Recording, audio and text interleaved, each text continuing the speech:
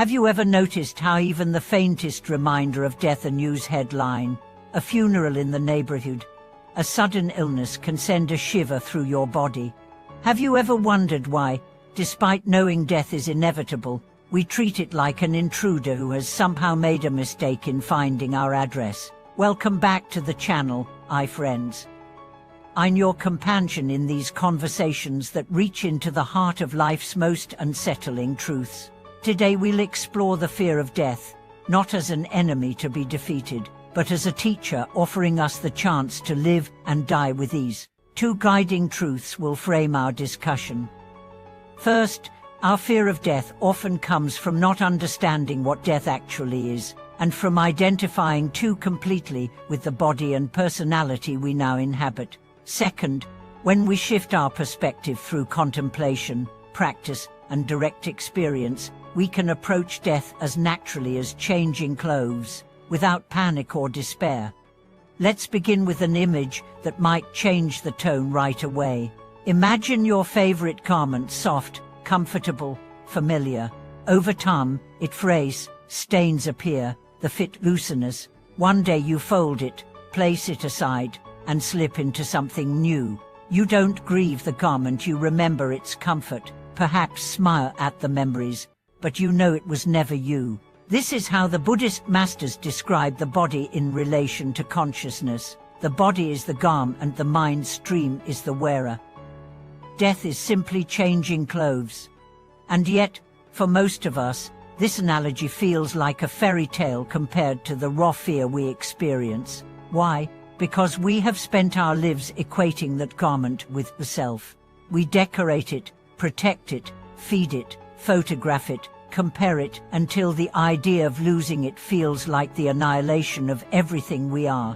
This is the first layer of fear. The second layer comes from uncertainty about what happens after. Will there be pain? Will I vanish into nothingness? Will I face judgment? These questions knot the mind. I once knew a retired school teacher, Miss Chen, who had spent 40 years guiding children. In her early 60s, she was diagnosed with a terminal illness. For months she avoided the word death, insisting she was just resting. When a monk friend visited, he did not tell her to be brave. Instead, he asked her, "Do you remember your first day teaching?" She smiled faintly and described her nervousness, how she felt unready, how the first class felt like a leap into the unknown. "And did you survive that day?" he asked. "Yes," she laughed. "And did it open into something bigger than you imagined?" Again she said yes. "Then let death be your next first class," he said. Something shifted in her gaze, not full acceptance yet, but a loosening of the grip. What if death is not the opposite of life, but simply the next doorway?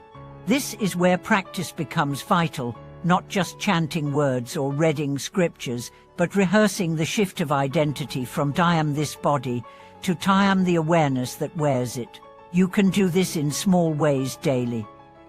Sit quietly, close your eyes, and imagine your body as a set of borrowed clothes. See each thought, sensation, and role as accessories. Then imagine placing them aside, one by one, until only the bare awareness remains silent, steady, unbound. This bare awareness is what carries forward. Our fear of death is also tied to unfinished business regrets, unresolved conflicts, unfulfilled desires. The irony is that these are all impermanent conditions we keep postponing resolution on. The more we put off living authentically now, the more reluctant we are to release later. This is why many teachers say the best way to prepare for death is to live without avoidance today. Call the friend you've been meaning to call. Apologize where you know you should. Use your possessions in service to others. Cultivate the mind in compassion and clarity. Each act untangles a thread from the knot of fear.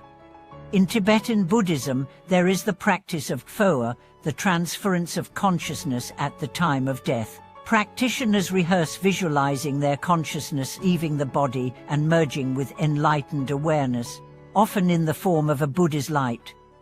The point is not only to prepare for the actual moment of death, but to dissolve the reflexive clinging to the current form. You don't have to be a lifelong meditator to benefit from this. Simply contemplating death in a calm, focused way can gradually replace fear with familiarity. Think of the many small deaths you've already experienced: leaving a childhood home, losing a friendship, changing careers, shedding an old identity. Each time you lost something, yet also gained space for something new. The mind's resistance was strong before each change, but once it came, you adapted. These experiences are training in impermanence and letting go. Death is simply the most complete of these transitions. I recall a conversation with a hospice nurse who said that some of her most peaceful patients were those who had a clear spiritual framework, whether Buddhist, Christian, or otherwise, that helped them see death as part of a larger continuity. It's not about believing a specific dogma, she said. It's about having a story for what happens next, so you're not staring into a blank wall. In Buddhism, that story is the continuation of consciousness shaped by karma. If your mind is trained in compassion and wisdom now, the journey after death is guided by those same qualities. If we begin to live with the awareness that death is certain, but the time of death is uncertain, our priorities shift. Petty grievances matter less. Accumulating possessions for their own sake loses its pull. Helping others becomes a source of real joy, because you see that what endures is not what you keep but what you give, and strangely, life becomes more vibrant. Colors seem sharper, relationships more precious, each moment more alive, not because you fear losing them, but because you are free to meet them without clinging.